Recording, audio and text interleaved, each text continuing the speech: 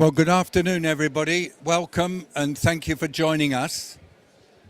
My name is David Nabarro, and those of you who've got headphones on, do show your next door neighbour that it's time to put their headphones on, and then we can start. Thank you.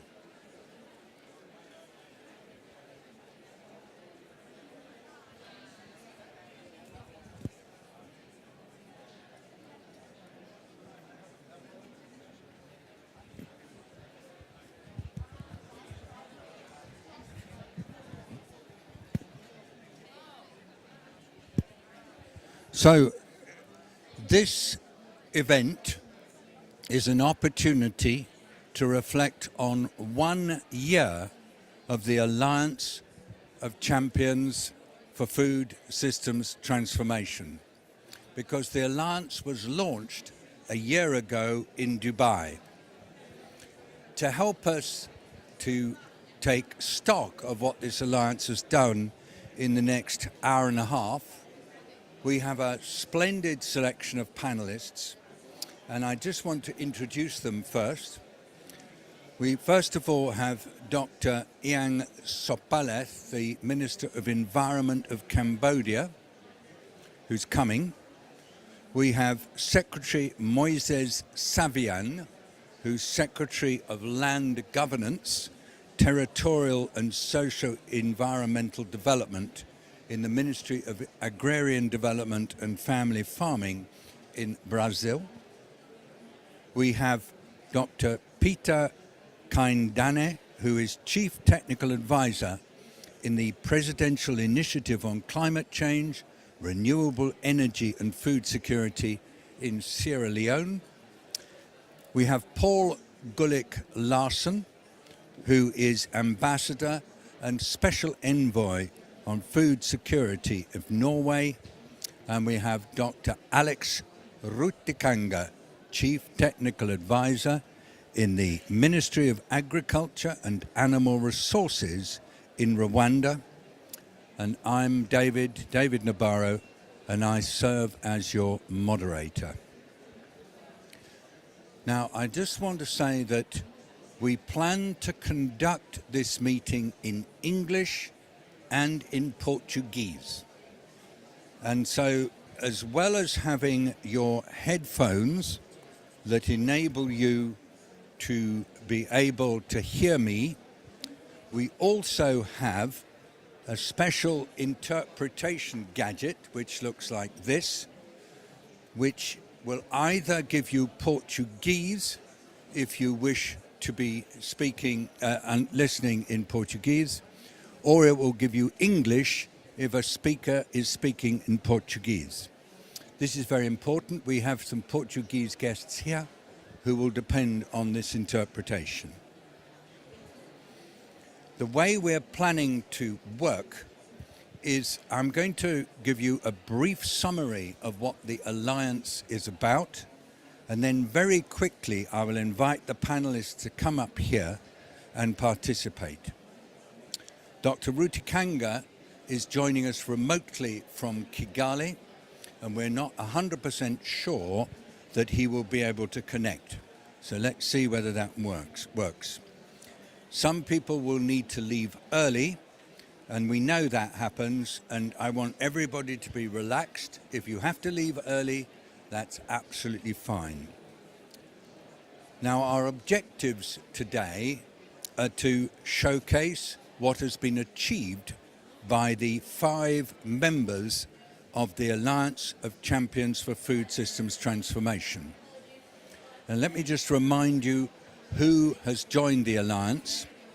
It's actually chaired, if that term is appropriate, by the governments of Norway, Brazil and Sierra Leone. Also, the governments of Cambodia and Rwanda are founding members. So there are currently 5 in the Alliance. There are other countries anticipating joining fairly soon, and one of those countries has announced its intentions publicly, and that is Tanzania. We're going to highlight examples of interministerial coordination and collaboration that have driven progress on food systems transformation in the different alliance countries. And I want to stress that we've got some progress dashboards available and they can be reviewed. And we're going to share our priorities and aspirations for the road to COP30 in Brazil, including the inclusion of food systems in upcoming NDCs.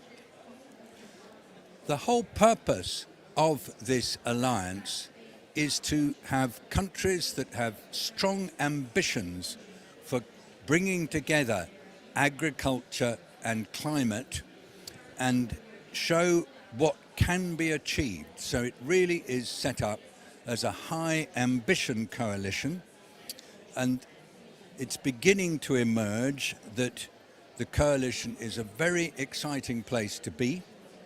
And Madam, if you would like to sit down, there's some headphones. Good. Because the way in which this is designed is that the high ambition countries provide a possible target that other countries can aspire to. And remember, 160 governments endorsed the Emirates Declaration. So the purpose of this alliance is to have some countries really putting themselves out front and offering themselves as this example and stimulus. And in order to do this, the alliance members have agreed to work on 10 priority actions, and they'll talk to you about these, that are all about the effort to integrate work on agriculture and work on climate. So I've introduced the panelists, and now they're all here, and I'd like to invite them to come up onto the stage.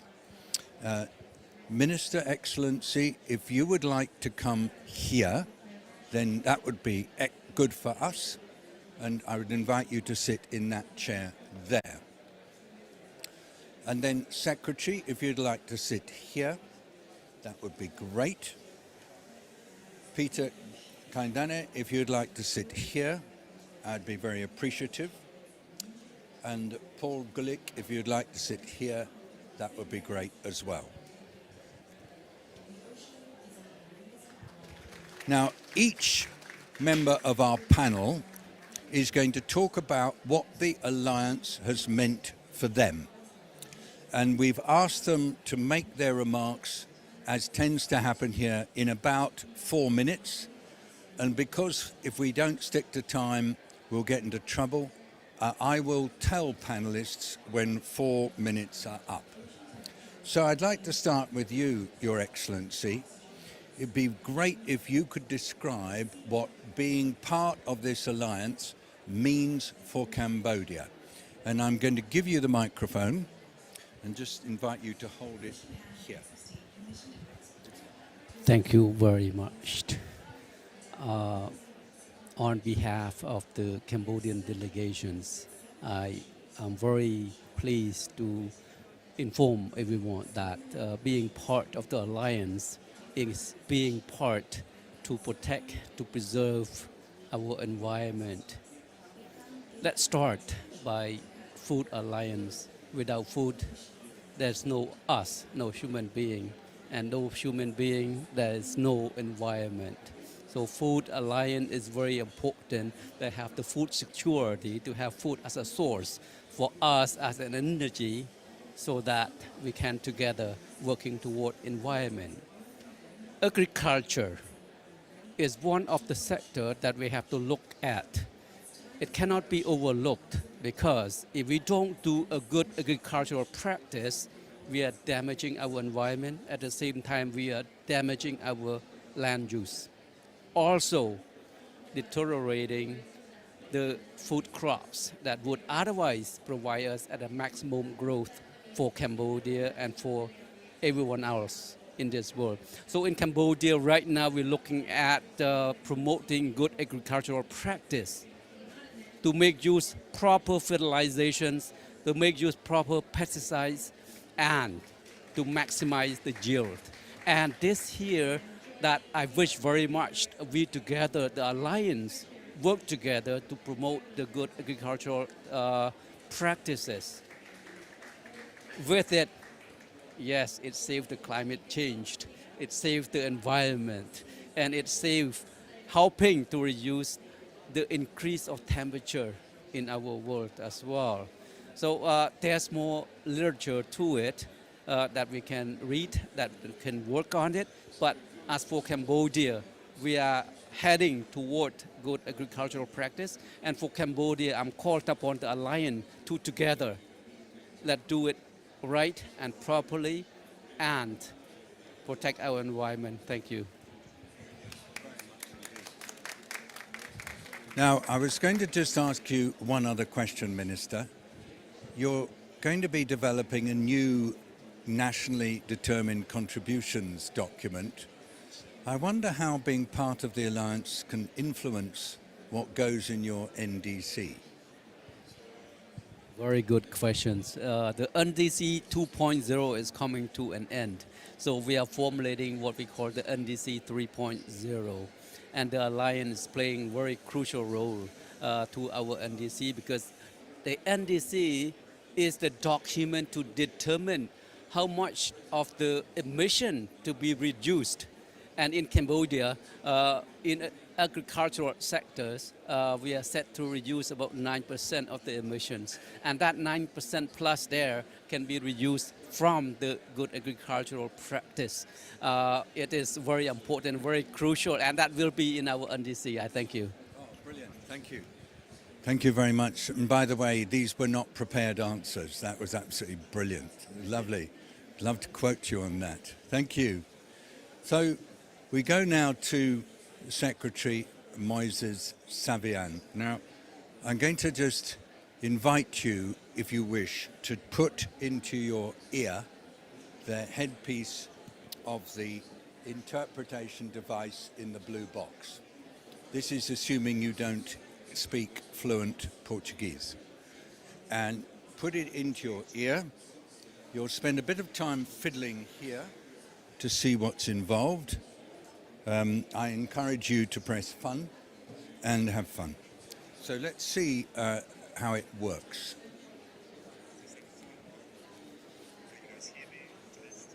Yeah. So how does the alliance work for Brazil? And to what extent is what's happened over the last few days with the G20 work on hunger and poverty link with what we're doing with this Alliance on Food Systems Transformation?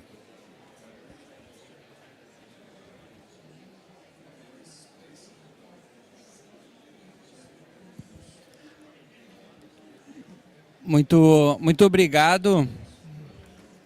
Muito obrigado, Davi, pela sua gentileza na condução dos trabalhos, né, com a preocupação para que todos escutem e compreendam, né, o meu português. Eu acho que essa é uma demonstração da importância da aliança e da preocupação com os países que estão envolvidos, né? Para nós é um orgulho muito grande, é um prazer muito grande estar fazendo parte dessa aliança como governo que foi um dos fundadores, né, na última COP. E para nós essa parceria, essa articulação conversa muito com as políticas nacionais que o Brasil vem desenvolvendo, né? Os problemas são globais, mas nós temos que agir nos nossos países e demonstrar como é possível construir sistemas alimentares mais justos, preocupados com quem planta e com quem consome esses alimentos e que precisa deles, né? Nós chegamos a essa COP bastante felizes pelos resultados da nossa política de combate ao desmatamento, né? Nós tivemos agora o anúncio recente que conseguimos reduzir em 30% o desmatamento na Amazônia brasileira, né, que é um bioma fundamental para a conservação da biodiversidade. Reduzimos também 25% do desmatamento no bioma cerrado, né? Então o Brasil passou por um processo de descontinuidade da política de combate ao desmatamento, que agora, sob a governança do presidente Lula, nós retomamos, né, e com resultados bastante efetivos, né.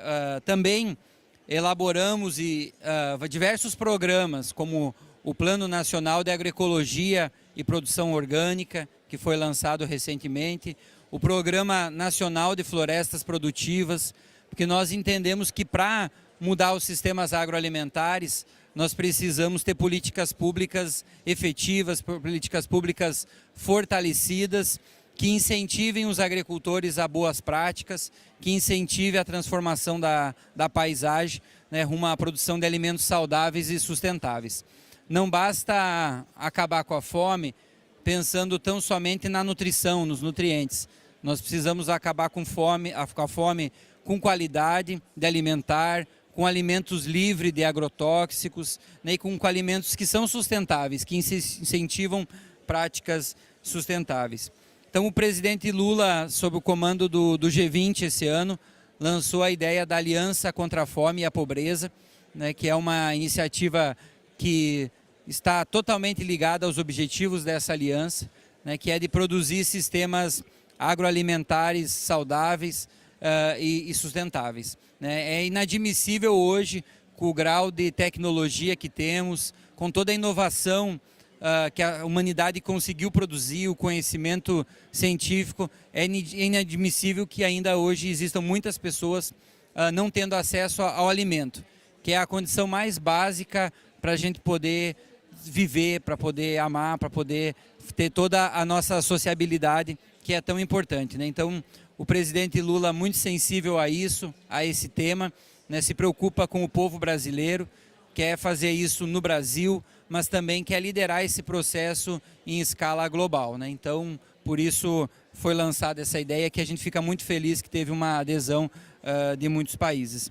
Então, a gente espera poder construir uma agenda agora até a COP30, né? Espera vê-los, encontrar novamente todos no Brasil, na Amazônia brasileira, para que a gente possa celebrar novos resultados e pactuar, né, novas iniciativas que venham enfrentar as mudanças climáticas. Muito obrigado, viu, Davi? Thank you, Moises. Everybody, you are going to hear some very passionate and articulate people. We're going to run this so that there will be time for you to react and to share your views and ask questions. So please store up your ideas, and then we will be able to have a bit of a discussion. And now we go to Pete Kindene.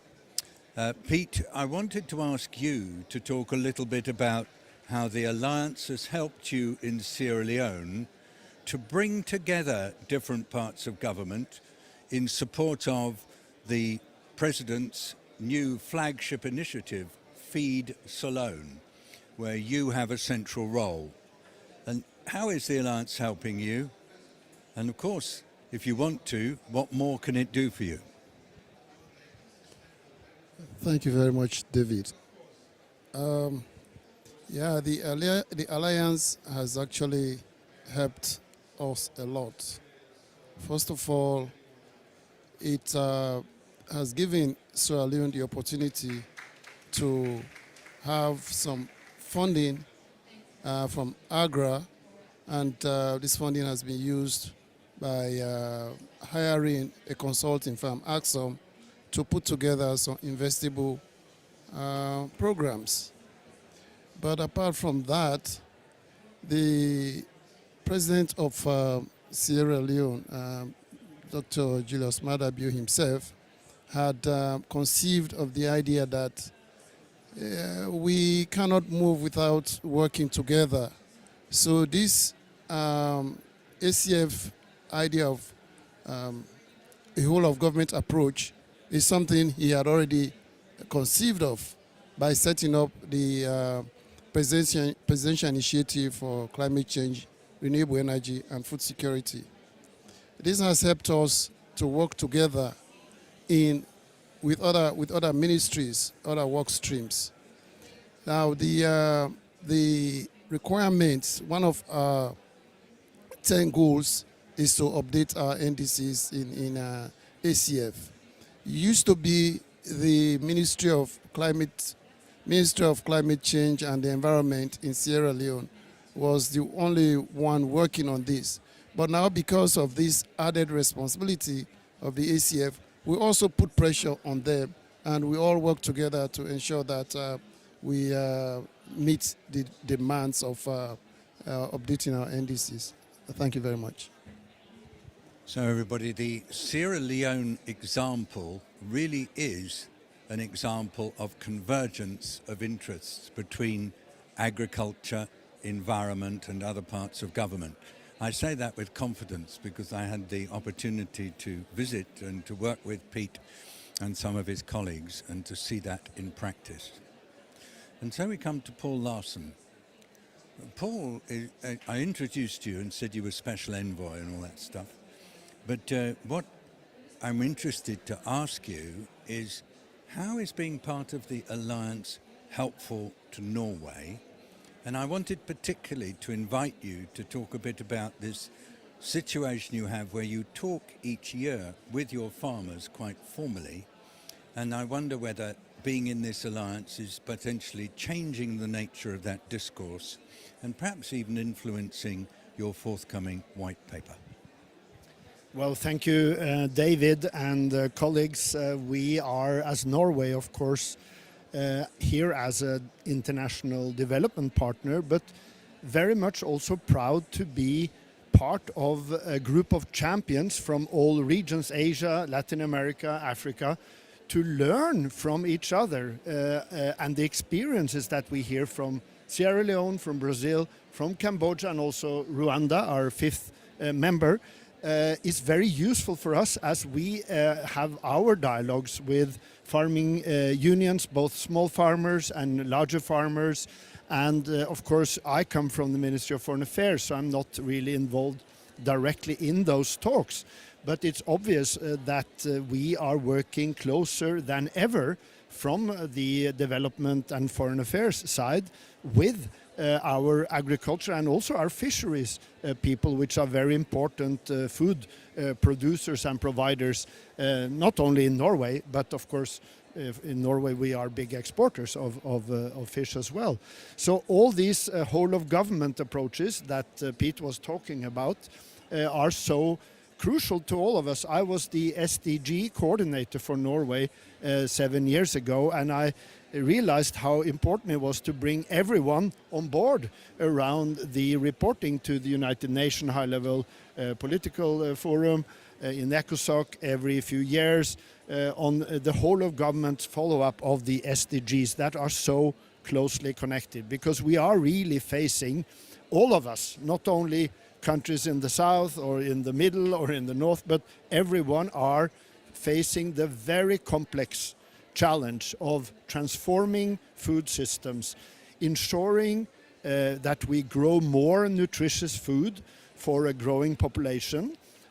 Africa is a particularly growing area, you could say, but everywhere there's the similar challenge, without compromising our commitments to the COPs, to the climate commitments and the conventions, to the biodiversity convention, as we saw in Colombia recently. And at the same time, as it says in the Paris Agreement, how do we lower emissions without threatening food production? Because people must eat. And our efforts domestically and internationally, where we are working with Brazil, with Gabon and Congo and Indonesia and others, to invest in efforts to not cut down rainforest, to protect rainforest, but also in promoting food production, family farming, the way that Brazil has taken the lead and shown the world how you can Global Alliance, which was launched yesterday at the G20 summit, which we have joined, and other countries, Sierra Leone, others that are really in the forefront of teaching each other in the group of champions, and consequently the world, hopefully, at these and other events leading up to COP30 in Brazil, with our friends from CGIAR as very able experts and support as a secretariat. We are about to, I think, double our membership in the next few weeks. We are reaching out to countries in all regions. We don't want to be too many because we want committed countries to this agenda, countries that are really serious about this complex challenge and how to deal with it at the national and international levels. So we are very optimistic about going forward that what we are doing can also generate financing, whether it's from climate finance, and there's a lot of good signals here, or from the World Bank, which also has a very good now commitment to food security and increasing IDA, where we have ourselves yesterday committed another 50% increase to $500 million in order for them also to help vulnerable countries and others deal with the food systems transformation. So thank you, Paul. And colleagues, there is something rather magical going on here. It's about taking issues that used to be seen as often requiring choices by government and involving trade-offs and trying to turn them into synergy. Every one of our panelists has talked about making the trade-off something that has win-win all the way round. And I suppose I would like to invite, first of all, we'll come to the Cambodian team and to Minister Sopale. Could you give us some thoughts as to how we can take what you've been learning in the Alliance over the past year and share it with more countries, invite more countries to come in? What's the possibilities of making this something that grows and becomes a movement for synergy between particularly climate and environment on the one hand and agriculture on the other?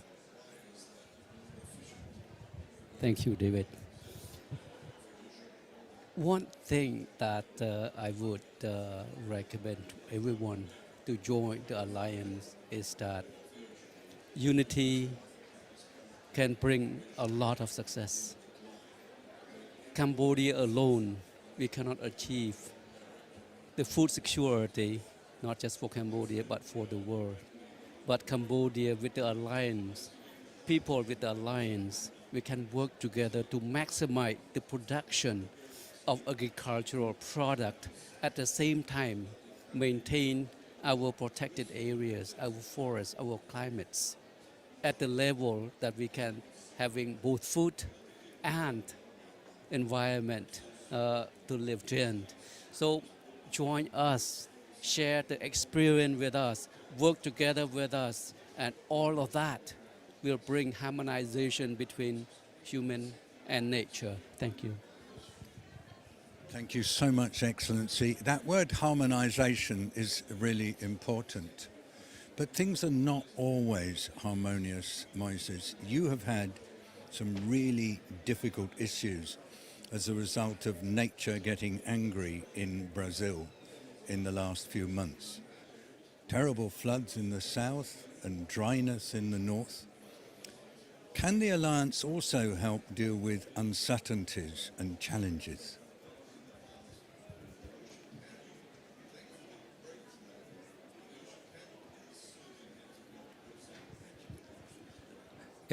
Com certeza, eu acredito que nós temos como conjuntamente pensar e desenvolver as soluções necessárias para enfrentar as mudanças climáticas.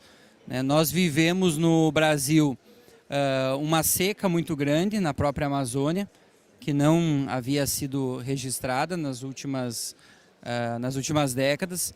Também vivemos uma grande cheia no sul do Brasil, no estado do Rio Grande do Sul, que acabou gerando um problema para os pequenos agricultores, para a população de maneira geral. E esses eventos extremos eles vão estar cada vez mais presentes. Nós tivemos esse ano no Brasil uma grande amostra do futuro que nos espera. E como nós lidamos com isso? Em outro painel nos perguntaram se os governos estão preparados para lidar com essas questões. Os governos estavam preparados para lidar com a pandemia, né? Como que nós respondemos a isso? Então, com certeza, as mudanças climáticas vão oferecer um desafio que a humanidade ainda não enfrentou, né? E vai impactar diretamente na produção de alimentos, que é a condição básica para qualquer civilização, né? Então, a partir dessa interação, a partir dessa cooperação, né, nós podemos gerar soluções melhores. Os recursos são escassos, há uma necessidade importante de envolvimento do setor privado, dos agricultores, né? Então essa cooperação pode nos ensinar como que podemos fazer mais e sermos cada vez melhores, né? Acho que esse é o grande desafio e juntos nós temos condição de superá-los com maior facilidade. Obrigado. Thanks very much indeed, Moises. And what we will do, we will also invite you when we get to the discussion stage, we'll invite you to talk about other similar initiatives that you know about, which are working to encourage the coming together of different parts of government to find convergence between work on agriculture, environmental challenges, nutritional challenges, and other difficulties. So I'd now like to go to Pete for the second question and ask him, first of all, whether the Alliance is helping to deal with difficulties. I know you've had very bad rainfall and some flooding quite out of season in the last few days. And I wonder whether being in the Alliance is helpful with that. And secondly, I'd like to know whether the Alliance will help you as you move through to COP30 and beyond and work with other countries in the Mano River Union and beyond to give encouragement to them as well. Pete. Yeah, thank you again, David. Yeah, indeed, you're right. We faced a lot of challenges this year due to heavy rainfalls. Easily close to a third of the rice harvest have been destroyed because we couldn't harvest all the rice that we are affected by the rains. Now, with the ACF, we are leveraging our experiences, the experiences of other countries. You know, Brazil, for instance, is one of the bigger members of this group, and they've had several experiences from which we are going to learn a lot. Now, the ACF has made it possible for us to be at such conferences, interact with our colleagues within the Alliance itself, and other players on the global stage. And because of that, we have had the opportunity to have MOUs with other organizations that would not have been possible if we did not have this, if we are not members of the Alliance. We are hoping that amongst ourselves, you know, we could not only just be having during our annual meetings, we should actually spend more time on collaboration between the members, and that will really help the more advanced countries, Norway and Brazil, to Cambodia, for us to work together to improve the resilience and ensure that we are able to go towards the net zero. Thank you very much. Thank you very much, Pete. I did get the feeling from listening to you and other colleagues in your delegation over the last few days that you feel less alone, that you've got others that you can work with. It's a kind of nice feeling. And Paul, I'd like you to reflect on what you've heard and tell us whether the Alliance is going to help Norway in your own dealings with other countries, perhaps even in the Nordic Council.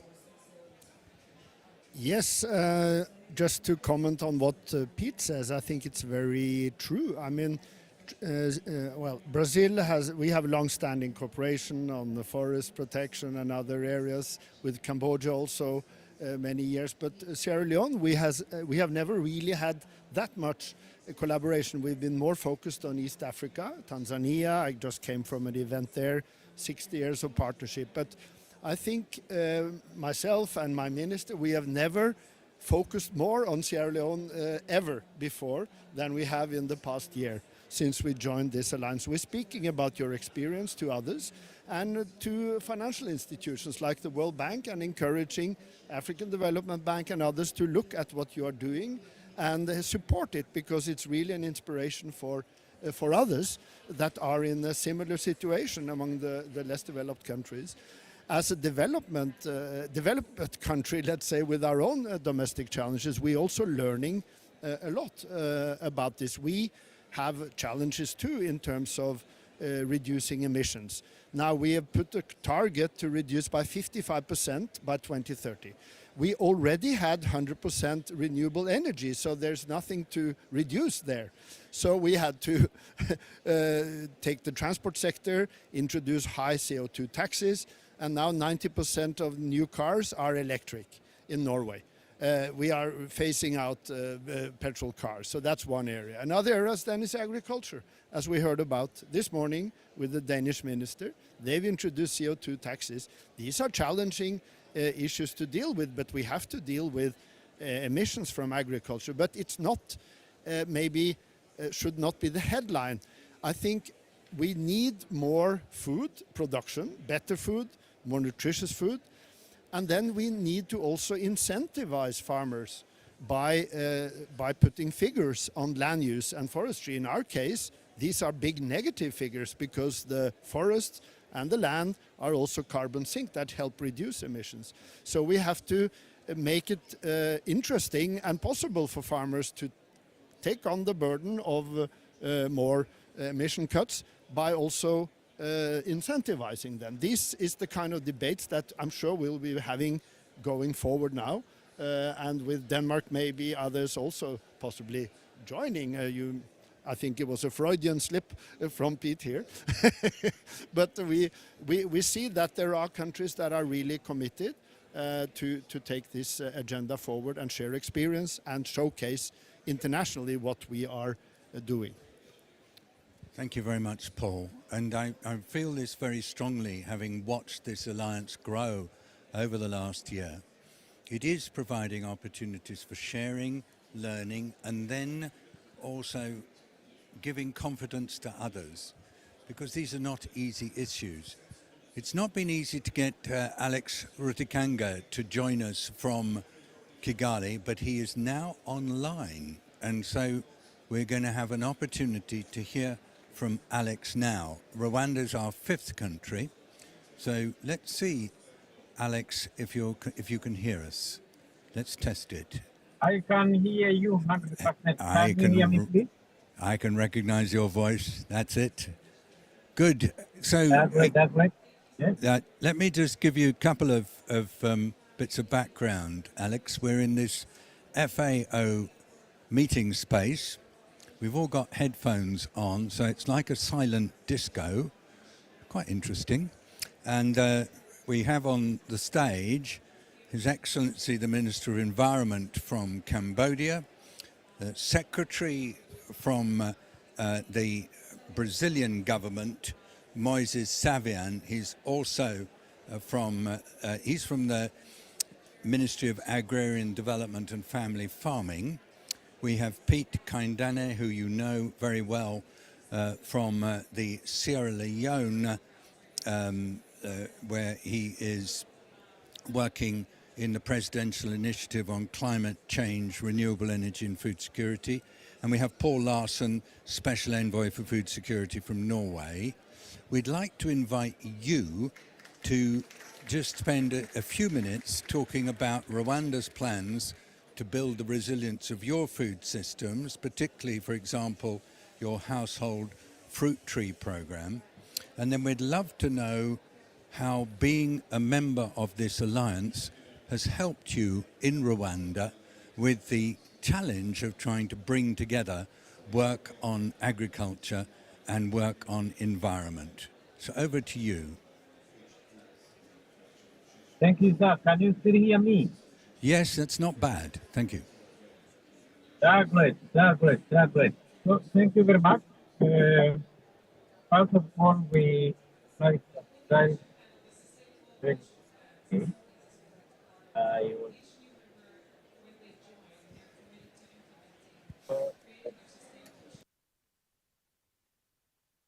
So I'm going to tell you what's happening. so It's cutting out. yes. So try once more, start again, but and I'll interrupt you if we can't hear you. Can you hear me now? So far, so good. Okay. So I was saying that apologies for the John case. So what all Rwanda has very much. Alex, I'm sorry, we've been beaten by the sunspots. The internet's not working well enough. I'm going to. How about now? Yeah, if you've got any gadgets connected to your computer, disconnect them and turn off your Is it cell better phone. now? Yes, much better. You've done something magic. Off you go. Much better. Off you go. Okay. Okay, still hear me? Perfect. Okay. So first of all, I apologize because I joined late. I was a panelist in another meeting, and I struggled with to enter the room with the Zoom. I had to download it. Sorry for the inconvenience my late training must have caused. Am I audible to you? Very. You are good. You sound like you're next door. Very good. So I was saying that Rwanda is doing a lot to achieve sustainable food and nutrition security, which is a core component of the food systems approach, food system transformation. First of all, as you are aware, we have a food system centric strategy. I think we are the first one in Africa, if I may not be wrong, in the world to have a food system strategy for 5 years. So it is called PC5. And this food system approach strategy has a flagship project called Legacy Program, which was launched during the African Food Systems Summit. That was held in September 2024 in Kigali. The majority of ACF members attended because Rwanda at that time took the opportunity and they hosted an in-person meeting. That was the third one. So then the Legacy program focuses on key priority crops for food and nutrition security. That is potato, that is worldwide known. We have vegetables, including chili. Chili is on the top of those vegetables because it is very important for export. We have also among fruits, avocado. It is very important locally for nutrition.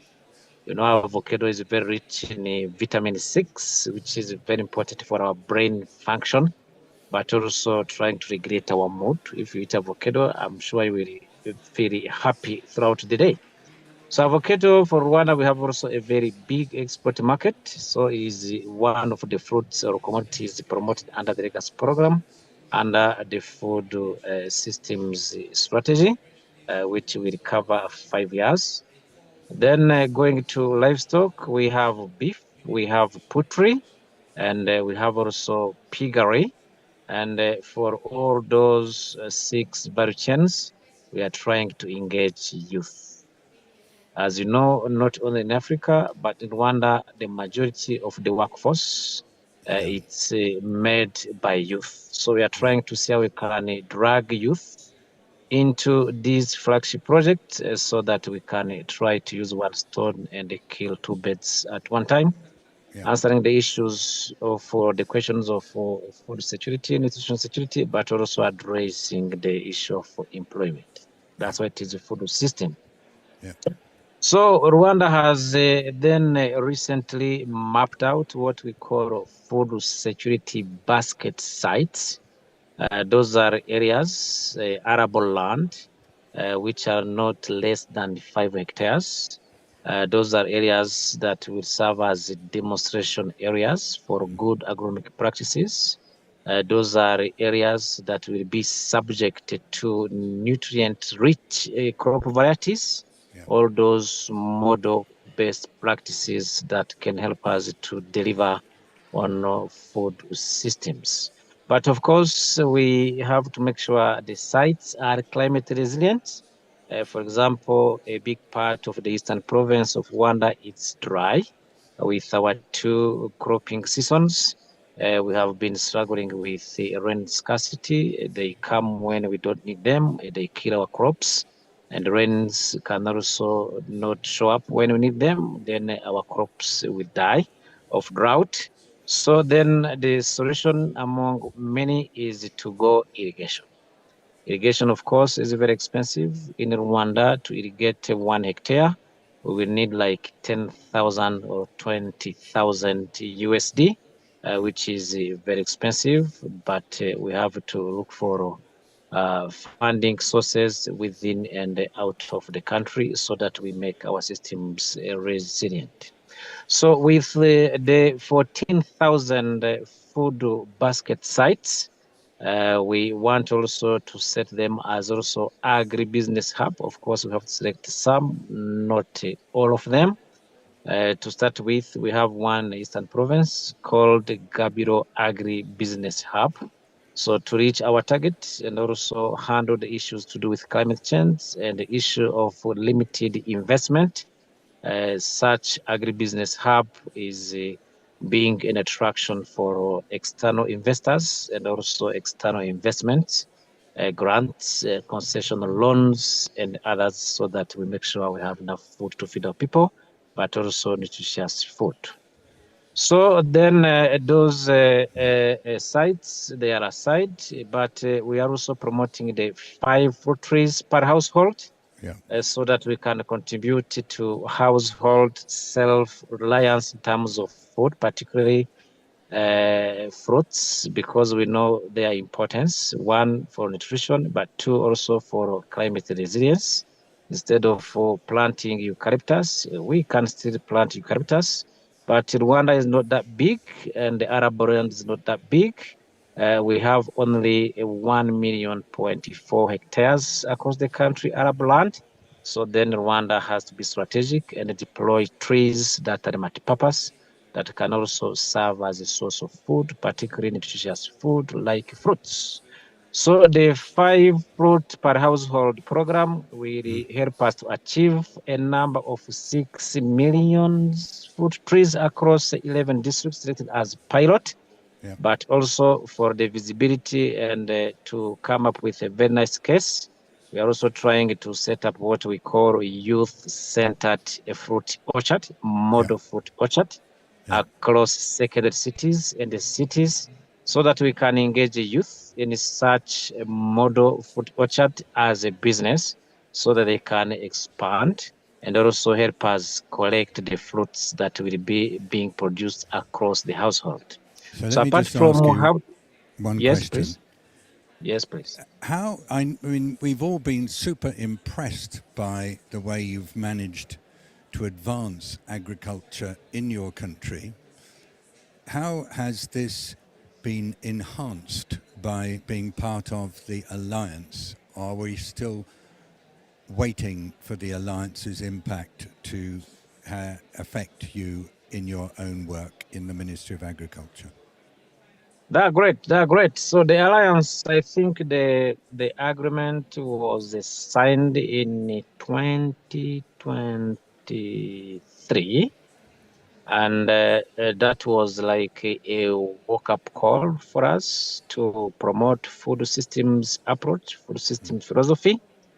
From the interaction we had based on the 10 action points of the ACF, they served as key ingredients to expedite implementation of our plans, but also having that alliance with 5 countries, we saw in it as a point for synergy in terms of ideas, in terms of innovation, but in terms of also getting together to attract technology, technical assistance, why not also funding.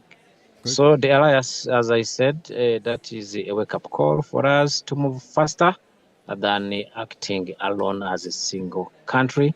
And the good in it, we have countries with different profiles, different capacities. It's also a very strategic learning platform so that we can try to see import the technologies that are working better. In Brazil, for example, they have the family farming, which is not far from what we have here as a traditional or small-scale farming, which is a model that is helping us because we cannot do farming without small scale, though we have also to transform the small scale farming into larger ones for the sake of building our economy and achieving more. Thank you, thank you. Now, all of us have benefited from the face-to-face meetings. We've had 4 of them now, and Alexander hosted us in Kigali in September this year. Really excellent, excellent progress. I'm now going to invite all of us who are here. I just tell you, Alexander, there's about 30 people in the room, approximately. And they're all listening to every word you said. They've been very, very attentive. So I'm going to go and just take the microphone. Would anybody like to comment on what we've heard from the audience? I'd be very happy to give you a microphone. And here we go. I'm just also saying that if Stefanos is listening somewhere, I'd like to invite him to come in a bit later. So, would you like to introduce yourself and then do have a word or two? Thank you, Mr. David, and good afternoon, everyone. My name is Bing. I'm working as the Ministry of Agriculture and Rural Development in Vietnam. Listen to all the 5 speakers here. Vietnam is not a member of Alliance, but we are planning to join the Alliance. So with the sharing from the 5 speakers, we think that this is a good opportunity for us to strengthen the South-South cooperation and the South-North with the experience from Norway, for example, with the aquaculture, marine, and also with the forestry. You know that the food system transformation is now in Vietnam. We consider that it's very important to support for the SDG, and now in Vietnam we just set up the food system transformation partnership within the country, and we are also planning to join with the food system transformation at global level. So we try to connect from the global down to the country, and with the support from CGIAR, now we also testing in the two provinces, one in the Mekong Delta and the other one in the northern part of Vietnam. So really, when we make the action implementation in the ground, we face many difficulty and challenges. So that's why we would like to join this alliance and to learn from all of you. And we would like to get the support from the scientific base, and of course also with the financial support for us to make the food system transformation successful. So thank you very much. Yeah. That's lovely to hear your words, Mai Bin, and to also to appreciate that you're saying you would like to learn from others, but I think others also will enjoy learning from you. We've watched how, whether it's on the aquaculture and marine side, or on the livestock side, or on the crops and vegetables, you've made some amazing progress, and you've had to navigate with salination and all sorts of other challenges. So thank you.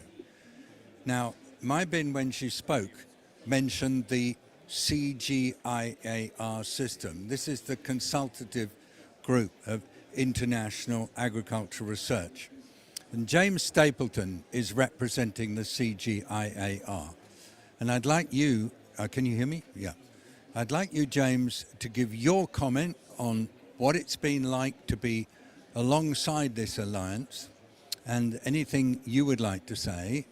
And there are other people who've been working with the alliance, Emma particularly over there.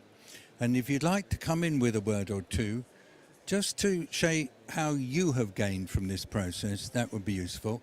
And then I'm going to ask Stefanos, the coordinator of the UN Food Systems Coordination Hub, he's the director actually, if he would like to comment, because he's watching this kind of process happening, and it'd be valuable to get his assessment.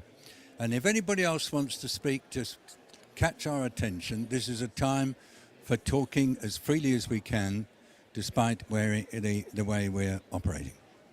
Thanks a lot, David. Yeah, well, I've been now with the Alliance of Champions from CGIAR for about nearly a year now.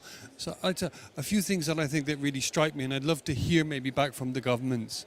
What I think is we have a lot of international multilateral fora, but what's been really special in this alliance has been the individuals from the ministries, not just the individuals represented here, but other people behind them, really getting to know each other and beginning to look at how they can, what's the expression we were looking at? Betting big. How we can go faster, how we can go, how we can be more ambitious to actually really be an alliance of countries which demonstrate what can be done. Because what we've seen over the last number of years in multilateral spaces is there's a lot of blockages in negotiations. And what we really need is champions coming forward, demonstrating what's actually possible and what's not possible. And then I'd like to say one more thing, David. One little thing I think has been really crucial for an organization like CGIAR. We want to be able to respond to demand of countries. We want to know what their challenges are so we can actually, it informs our research portfolio and informs the research portfolio with our national partners. And being around the table, listening to the frank discussions has really been a special piece of information that we can't normally get from our conversations in more formal settings. I think it's really the informality and then being able to think big. Thank you, David. Think big, bet big, and grow big. Thank you very much, James. And now I invite Stefanos Fotiou to himself give a comment and a question. But please, others feel free to come in. And we can, as I say, manage Portuguese. I'm looking at Madame from Mozambique. We can manage Portuguese if you wish to speak in Portuguese. It'd be helpful. Thank you very much, David. And it's amazing to see the kind of energy that exists in this panel. And yesterday, David knows that the Deputy Secretary General put together an advisory group of people, and all of them, they recognized how much progress has happened after the UN Food Systems Summit and what momentum the summit has created. And there was a question, and I dare to answer this question. How this momentum happened? It happened because of the national ownership. And this is what we are seeing right now, the national ownership. And we are very proud that we have this network of 155 national food system conveners that they are looking after the food systems pathways. So there's a lot of linkages with additional work that we are doing in the hub. And I want from our 6 flagship programs to mention one, which is the Convergence Initiative, where we try to put together the climate action and the food system transformations agenda. And we were very happy because we managed just before this COP to have 3 countries that we started our pilot projects there, Brazil being one of them, Kazakhstan another, and Indonesia. And we have another 7 countries following in the next months. I listened that there's a need for some financial support for something. And I would like to make an offer here to Cambodia, Rwanda, and Sierra Leone. We have done in Brazil, yes? So Cambodia, Rwanda, and Sierra Leone. I would be very pleased in the hub to offer financial resources to organize a convergence dialogue the way we have organized the convergence dialogue in the other countries. We would love to do this in Denmark, but we cannot offer you financial support. Norway, sorry. We would love to do this in Norway, but we cannot provide financial support. And it will be fantastic to do it actually, I think, in Norway too. So I thank you very much, and I will be looking forward to continue working with all this group and you. Thank you. Because Paul Larson is such a beautiful diplomat, quite senior, he's not getting too nervous when he's confused with the neighbour to the south. Yes. Who else would like to come in now? Yeah, ma'am. Dr. Rutikenga, I'm taking the microphone over and I'm going to offer it to... Marcella. There we go. You'll introduce yourself. Marcella is going to speak. Yeah. From Brazil. In Portuguese or English? Whatever is best. I can go either way. My question... Oh, wait, because I wrote it down.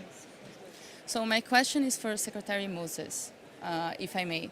The NDC presented by the Brazilian government recognized the most urgent premises of fighting hunger and the need of collaboration within municipalities, states, and also internationally. With that in mind, do you expect to have more space, negotiations, and focus on food systems at COP30? Thank you. Thank you, Marcelo. Thank you very much indeed. So, there's a question straight to you. And that's fine. We can have questions straight to individual panelists. And the reason why I'm talking a little bit is there's a small delay with the translation. But are you okay?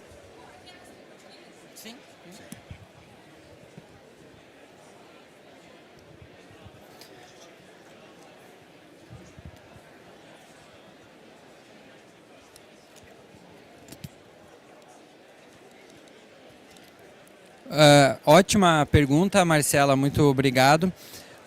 Nós, no Ministério do Desenvolvimento Agrário, né, que é o nosso ministério, ele foi recriado agora no governo Lula, então nós tivemos, acredito que uma perda da não existência do ministério, e uma característica importante foi a recriação, trazendo a agenda do abastecimento, né? Agora o Ministério do Desenvolvimento Agrário ele tem a agenda do abastecimento, e a maior companhia, né, a Conab, ela saiu então de uma gestão mais ligada ao Ministério da Agricultura e veio para o Ministério do Desenvolvimento Agrário. Então para nós isso é muito simbólico, né? Tem alguns países que tratam da questão da alimentação e do abastecimento juntos, né? O Ministério, por exemplo, da Alemanha é Agricultura e Alimentação num único ministério. Eu acho que isso é um caminho de pensar essa conexão entre a produção e o consumo. Nós, nos espaços internacionais, temos sempre pautado, especialmente a agricultura familiar. Acho que o exemplo de sair uma declaração do G20, trazendo o tema da agricultura familiar, né, essa existência, com certeza isso traz para nós uma esperança de, na COP30, pelo protagonismo do próprio Brasil como sede, discutir esse tema. Então é oportuno e acho bem importante você trazer isso para a mesa também. Muito obrigado. Thank you.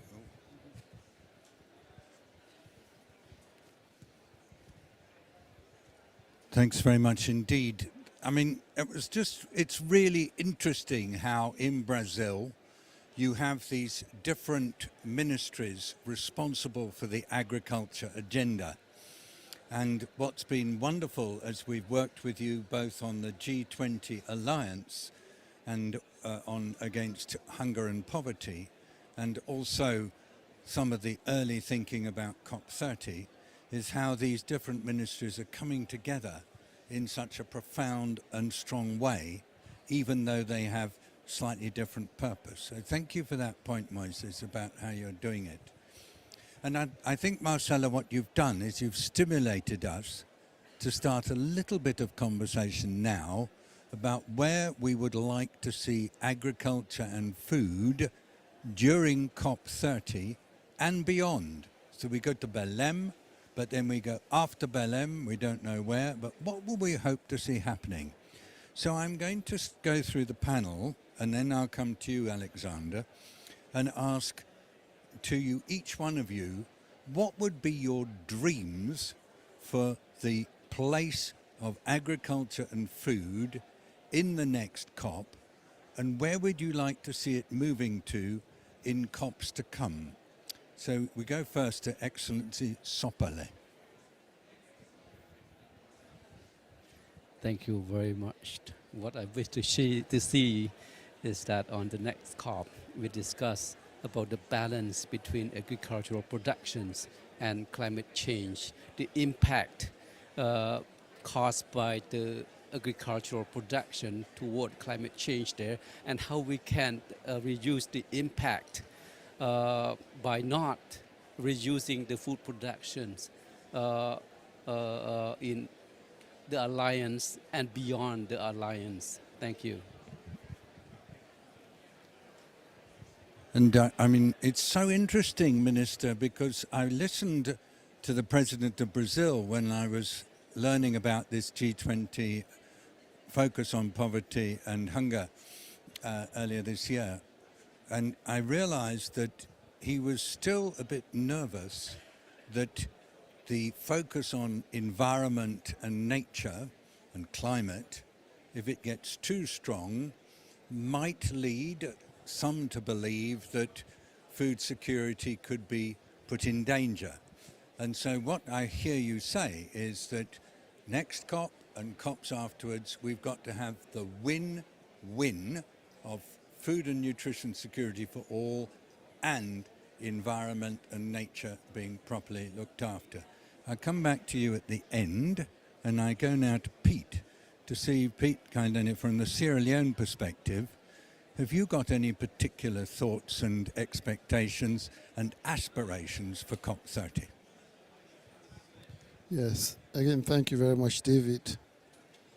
For COP30, I would like to see how science innovation would really go down to the majority of the producers of food in the world. That's the family farmers, as well as, I mean, who we refer to as the small-scale farmers. How are we able to ensure that all these advances, all these innovations, really are drilled down to the small-scale farmers, who account for over 30% of the world's food production? I mean, if we are able to introduce and have them adopt some of these technologies in their own languages, we can make a lot of progress in reducing the greenhouse effects and all of that. Thank you very much. So, Pete, it's really interesting that you are saying how important it is to involve smallholder farmers in this complicated challenge of having agriculture systems that are climate smart.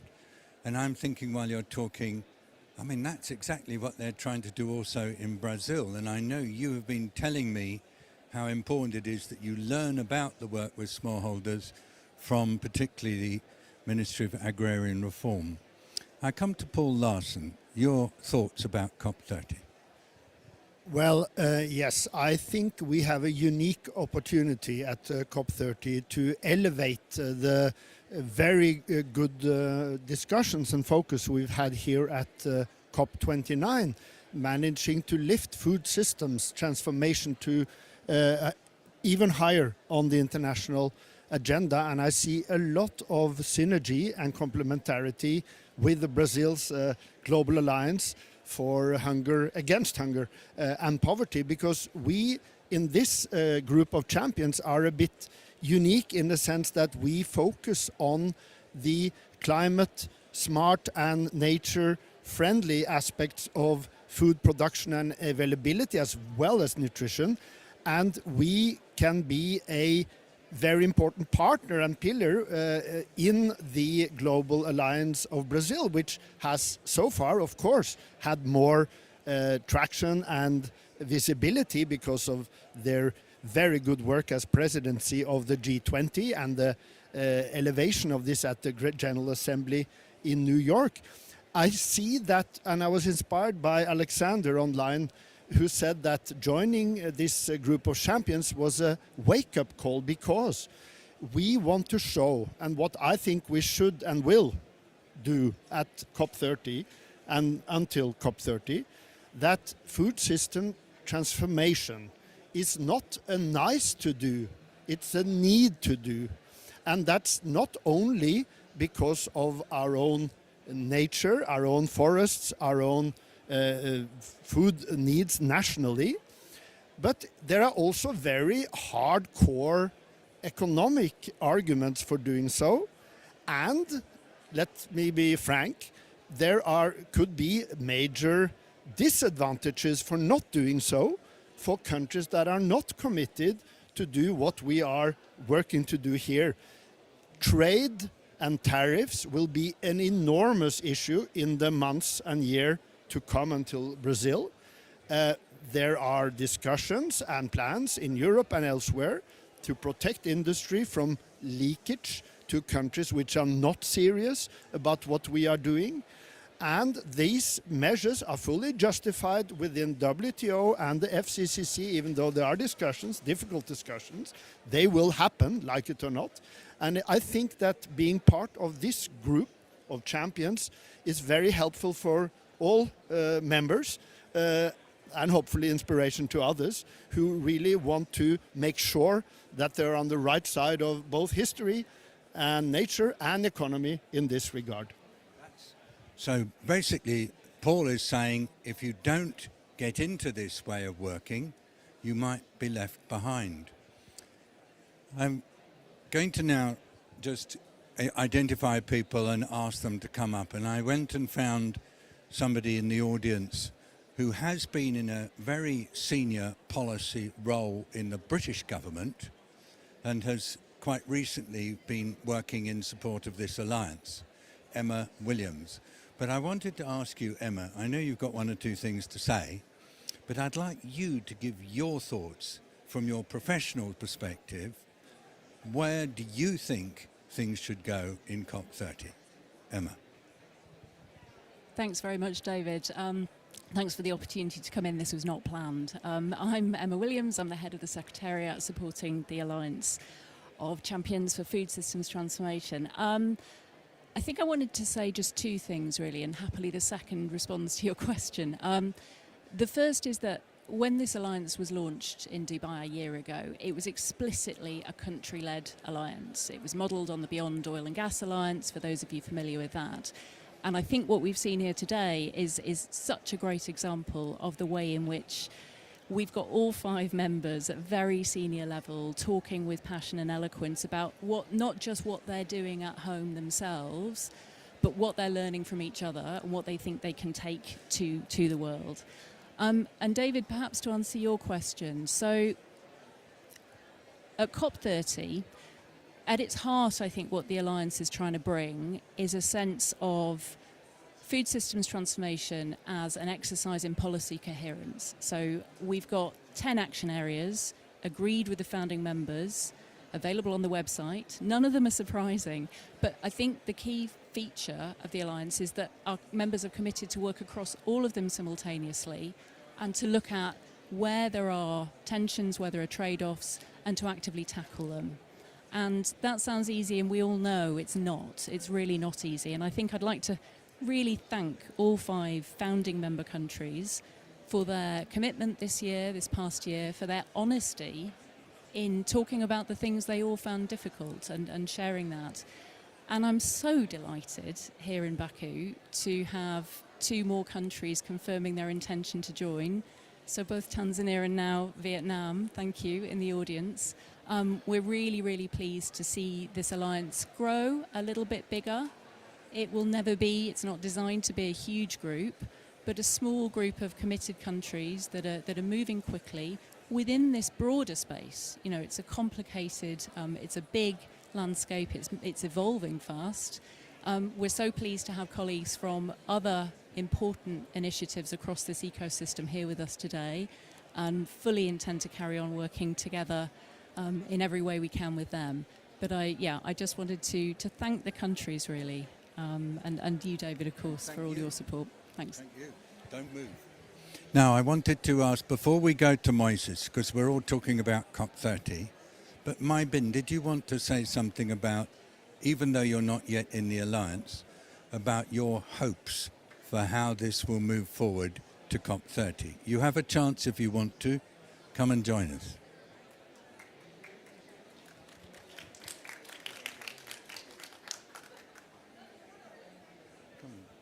Yes. Thank you, David, and thank you for giving me a chance. Coming to the COP30, we expect that. So the commitment, first for financial, for the agriculture, and for food security is increasing, because now we see that the part of the financial support for this sector is very, very low. The second thing, we like the other speaker said, that the innovation or scientific technology should be make it simple and applicable for the local farmer. Of course, no one feed on site, but I mean, we can learn from the South experience that in the more ecological zone, we can learn and can adapt from each other. That's the second. And the third thing, we would like that we also thinking with what is the M&E system. You mean that? So now we are now and in the 2030. So what we will achieve through the food system transformation, that is come from my mind now. So thank you very much. Yeah. You've got a lovely mind. Thank you. And that's, I mean, I did not warn you I was going to do that. So thank you very much indeed. I'm sorry if it made you nervous. Anybody else want to make any comment before we go to Moises? I want to give him a bit of a special role. So the thing that I love about what you're doing is that you're combining work on large-scale agricultural production, these incredible production capacity that you have on soy and other crops, with work with small-scale family farmers.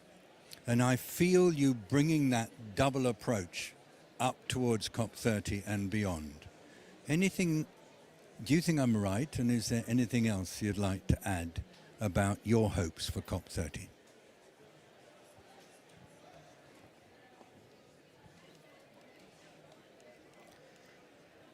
Bom, acho que a nossa expectativa, a nossa esperança, né, com a COP30 e olhando para a questão alimentar, né, é que vocês possam ir ao Brasil e possam comer os vários alimentos que nós temos no Brasil, né?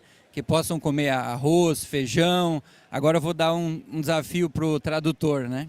Açaí, cupuaçu, pequi, e tantos outros produtos da sociobiodiversidade brasileira, né, que nós esperamos que estejam presentes na COP, né? A sociedade brasileira espera a COP.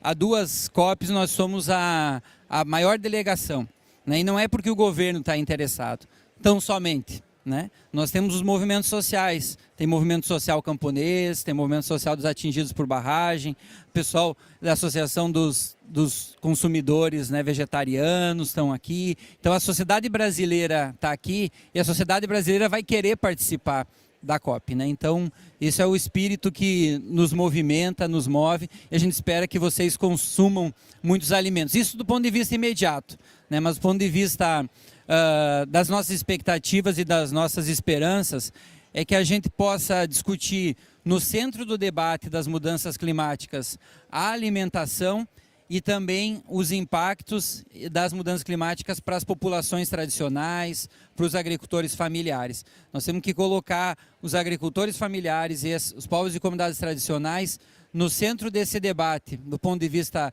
da reparação, dos mecanismos financeiros, né, e tantos outros instrumentos que são fundamentais para nós enfrentar, de fato, as mudanças climáticas, olhando para o conjunto da sociedade brasileira e do conjunto da sociedade mundial. Acho que pouco são essas nossas expectativas. Obrigado.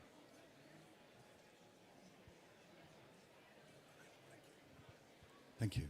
Ladies and gentlemen,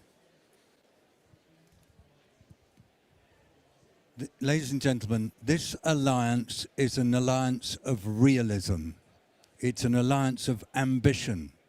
It's an alliance of hope. And it's an alliance that's opening up.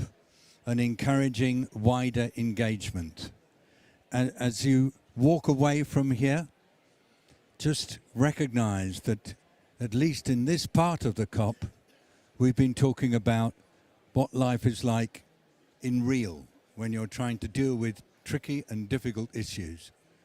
And what we're trying to do is to move from these tough choices and trade-offs to win-win solutions, to include civil society and private sector, to make sure that smallholders are actively engaged, and then to move towards a world where agriculture and food systems are both mitigating and adapting on climate and on nature, and the world becomes a more equitable, sustainable and resilient place.